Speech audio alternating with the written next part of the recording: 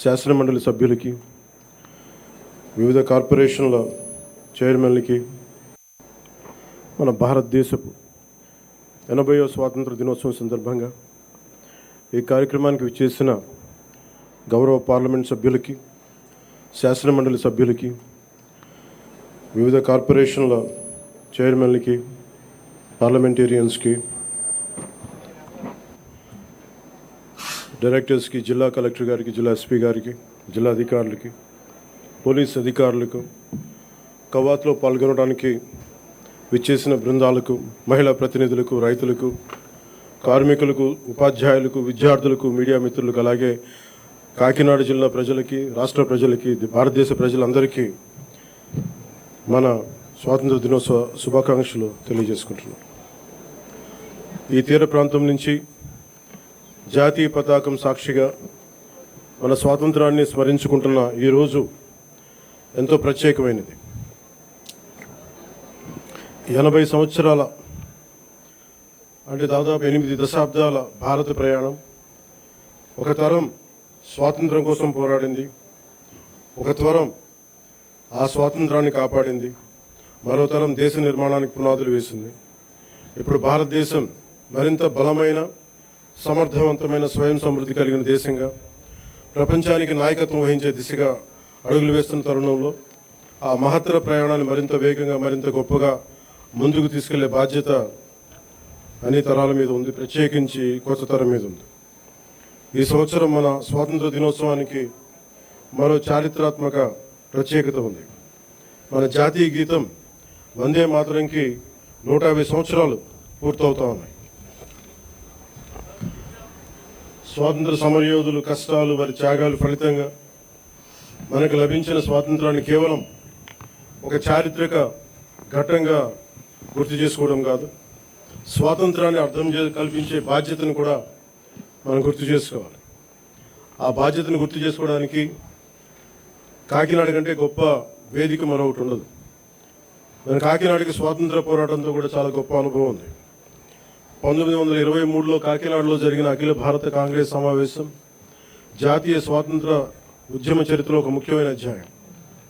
జాతీయ చైతన్యానికి కాకినాడ ఒక వేదికగా నిలిచిందనడానికి ఒక గొప్ప ఉదాహరణ. అదే స్ఫూర్తిని మన చుట్టూ ఉన్న ప్రజల జీవితాల్లో కూడా మనం చూడవచ్చు.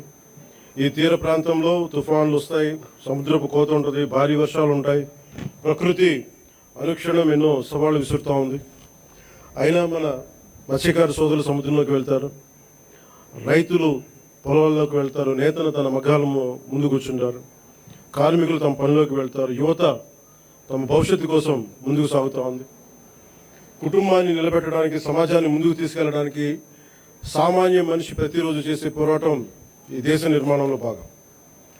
ప్రధానమంత్రి గారి శ్రీ నరేంద్ర మోదీ గారి వికసిత్ భారత్ 2047 సంకల్పంలో ఆంధ్రప్రదేశ్ తన వంతు బలమైన పాత్రని పోషిస్తుంది. కేంద్ర రాష్ట్ర ప్రభుత్వాల సమన్వయంతో రాష్ట్ర అభివృద్ధి పదంలో వేగంగా ముందుకు సాగుతా ఉంది. కేంద్రం అందిస్తున్న మౌలిక వసతులు, పెట్టుబడులు, సాంకేతికత, జాతీయ స్థాయి పథకాలకు రాష్ట్ర ప్రభుత్వం తన పరిపాలనా సామర్థ్యాన్ని జోడించి వాటి ఫలాలు ప్రజలకు చేరేలా సర్వశక్తులు ఒడ్డి పనిచేస్తా ఉంది. ఇటీవల కేంద్రం రాష్ట్రాలకు ముందస్తుగా పన్ను వాటా నిధులు విడుదల చేయగా ఆంధ్రప్రదేశ్కి 4,597 కోట్లు అందాయి. ఇలాంటి కేంద్ర రాష్ట్ర సమన్వయం రాష్ట్ర అభివృద్ధికి మరింత వేగాన్ని అందిస్తాం. అదేవిధంగా స్వాతంత్ర్యం వచ్చి ఇన్నేళ్లు గడిచినా రహదారి సౌకర్యానికి నోచుకొని గిరిజన గ్రామాలకు తొలిసారిగా రహదారి సౌకర్యం కల్పించాలనే లక్ష్యంతో డోలీ రహిత గిరిజన గ్రామాల కోసం అడవి తల్లి బాట కార్యక్రమం కింద 2,078 కోట్లతోటి 2,310 కిలోమీటర్ల రహదారుల నిర్మాణం చేపట్టాం. ఇప్పటికే 905 కిలోమీటర్ల రహదారుల నిర్మాణాన్ని పూర్తి చేశాం. జలజీవన్ మిషన్, అమర్ జీవి జలధార కింద గతంలో అసంపూర్తిగా ఉన్న పులివెందుల, డోన్, ఉద్దానం తాగునీటి ప్రాజెక్టులని దాదాపు పూర్తి చేశాం. అలాగే 8,000 కోట్లతో 1,30,00,000 మందికి తాగునీరు అందించాల లక్ష్యంతో చిత్తూరు, ప్రకాశం, పల్నాడు, ఉమ్మడి ఉభయ గోదావరి జిల్లాలో మెగా వాటర్ గ్రిడ్ వర్క్స్ని వేగవంతం చేశాం. మరో 9,355 కోట్లతో 10 కొత్త ప్రాజెక్టుల ద్వారా దాదాపు 6,500 గ్రామాలకి తాగునీరు అందించే మెగా మల్టీ విలేజ్ స్కీమ్స్ని ప్రక్రియను ప్రారంభించాం. అటవీ పర్యావరణ పరిరక్షణకు శాస్త్రీయ విధానం, సాంకేతికత, ప్రజల భాగస్వామ్యంతో ముందుకు సాగుతూ ఉన్నాం. రాష్ట్రంలో పచ్చదనాన్ని 50% పెంచే లక్ష్యంతో ఈ సంవత్సరం 10 కోట్ల దేశవాళీ మొక్కల్ని పెంచే ప్రణాళికతో పాటు 74 నగర వనాలని అభివృద్ధి చేశాం. అలాగే దాదాపు 3 కోట్ల సీడ్ బాల్స్ని తయారు చేసి వాటి విస్తరణ కార్యక్రమాన్ని ప్రారంభించాం. వేల హెక్టార్లలో మడ అడవులను సంరక్షించడం ద్వారా దేశంలో 2వ స్థానాన్ని సాధించాం. గ్రేట్ గ్రీన్ వాల్ ద్వారా తీర ప్రాంతాల రక్షణ కూడా చర్యలు చేపట్టాం. మానవ వన్యప్రాణి సంఘర్షణను తగ్గించేందుకు హనుమాన్ అనే కార్యక్రమాన్ని తీసుకొచ్చి 100కి పైగా వాహనాలతో అత్యవసర స్పందన వ్యవస్థను ఏర్పాటు చేశాం. కుంకి ఏనుగుల ద్వారా 15కు పైగా ఆపరేషన్లు విజయవంతంగా నిర్వహించాం. ఎర్రచందనం అక్రమ రవాణాపై కఠిన చర్యలు తీసుకుంటూ దాదాపు 100 మెట్రిక్ టన్నుల ఎర్రచందనాన్ని స్వాధీనం చేసుకుని 242 కేసులను నమోదు చేసి 494 మందిని అరెస్ట్ చేయడం జరిగింది. కేసులో 95% కన్విక్షన్ రేట్ సాధించగలిగాం. అటవీ భూ ఆక్రమణ చర్యలు తీసుకొని దాదాపు 10,506 హెక్టార్ల అటవీ భూమిని తిరిగి ఎన్డీఏ ప్రభుత్వం స్వాధీనం చేసుకుంది. రైతు సంక్షేమానికి ప్రాధాన్యత ఇస్తూ పీఎం కిసాన్, అన్నదాత సుఖీభవ పథకాల ద్వారా సుమారు 47 లక్షల రైతు కుటుంబాలకు ఏడాది 3,125 కోట్లతోటి ఒక్కొక్క రైతు కుటుంబానికి 20,000 సాగు సాయం అందిస్తూ ఉన్నాం. ఆదాయ పౌర సరఫరాల శాఖ ద్వారా రైతులు పండించిన ధాన్యాన్ని మద్దతు ధరకు కొనుగోలు చేశాం. గత ఖరీఫ్ సీజన్లో 1.82 లక్షల మంది రైతుల నుంచి 48.70 లక్షల మెట్రిక్ టన్నుల ధాన్యాన్ని కొనుగోలు చేశాం. కొనుగోలు చేసిన ధాన్యానికి సంబంధించిన 11,556 కోట్లని 48 గంటల్లోనే రైతుల ఖాతాల్లో జమ చేయిస్తాం. రబీ సీజన్లో మరో 6,037 కోట్ల విలువైన ధాన్యాన్ని సేకరించాం. గతంలో అగ్రికల్చర్ మార్కెటింగ్ కమిటీల ద్వారా రైతుల నుంచి సెస్ వసూలు చేసిన ఆ నిధుల్ని చాలా అవసరమైన డొంక రోడ్ల నిర్మాణానికి గత ప్రభుత్వం వినియోగించలేదు. కానీ కూటమి ప్రభుత్వం బీబీ జీరామ్జీ పథకం ద్వారా 10,000 కిలోమీటర్ల డొంక రోడ్ల నిర్మాణానికి శ్రీకారం చుట్టబోతా ఉంది. అలాగే నేతన్న భరోసా ద్వారా చేనేత కార్మికులకు, మత్స్యకార సేవల పథకం ద్వారా మన పథకాల ద్వారా మత్స్యకారులకు అండగా నిలుస్తున్నాం. సంక్షేమం ద్వారా ప్రజలకు ఈరోజు భరోసా కల్పిస్తున్నాం. అభివృద్ధి ద్వారా రేపటి అవకాశాలు నిర్మిస్తా ఉన్నాం. గౌరవ ముఖ్యమంత్రి శ్రీ నారా చంద్రబాబు నాయుడు గారి నాయకత్వంలో రాష్ట్ర రాజధాని అమరావతిని అభివృద్ధి చేస్తున్నాం. రాష్ట్రం పెట్టుబడులు ముందుకు వస్తూ ఉన్నాయి. రాష్ట్ర జీవనాడైన పోలవరం కొత్త ప్రాజెక్టుని శరవేగంగా పూర్తి చేసుకుంటా ఉన్నాం. అలాగే ప్రత్యేకించి పిఠాపురం నియోజకవర్గం ప్రజల కోసం దాదాపు 1000 కోట్లతో ఎన్నడూ లేని విధంగా అభివృద్ధి పనులు చేపట్టాం. ఇందులో Uppada sea protection wall, roads, drains, తాగునీటి వస్తువులు, రైల్వే ఓవర్ బ్రిడ్జ్, రైల్వే స్టేషన్ల ఆధునీకరణ, 100 పడకల ఆసుపత్రి, దేవాలయాల అభివృద్ధి, నగరవనం, చెరువుల పునరుద్ధరణ వంటి కీలక పనులు ఉన్నాయి. పల్లె పండుగ, బీబీ జీరామ్జీ వంటి కార్యక్రమాలతో పిఠాపురం అభివృద్ధికి మరింత వేగంగా తీసుకొచ్చాం. నేటి యువతతోటి మాట్లాడటం అంటే రేపటి భారతదేశంతో మాట్లాడటం. అందుకు మీతోటి కొన్ని మాటలు పంచుకోవాలనుకుంటాం. మీరు కేవలం భారతదేశ భవిష్యత్తు కాదు, భారతదేశపు ప్రస్తుత బలం కూడా. ఈ రోజున సమాచారం మనకి క్షణాల్లో చేరుతా ఉంది. But speed is not truth. ఏదైనా నమ్మే ముందు ఆలోచించండి, అనుసరించే ముందు ప్రశ్నించండి, నిర్ణయం తీసుకునే ముందు పరిశీలించండి. మన రాజ్యాంగ ప్రాథమిక విధుల్లో article 51 clause A sub clause H కూడా ప్రతి పౌరుడు శాస్త్రీయ మానవతా పరిశీలన సంస్కరణ దృక్పథాలను, scientific temper, humanism, enquiry and reforms పెంపొందించుకోవాలని చాటి చెప్తూ ఉంటుంది. మనందరికీ మన అభిప్రాయాన్ని స్వేచ్ఛగా వ్యక్తం చేసే హక్కు ఉంది.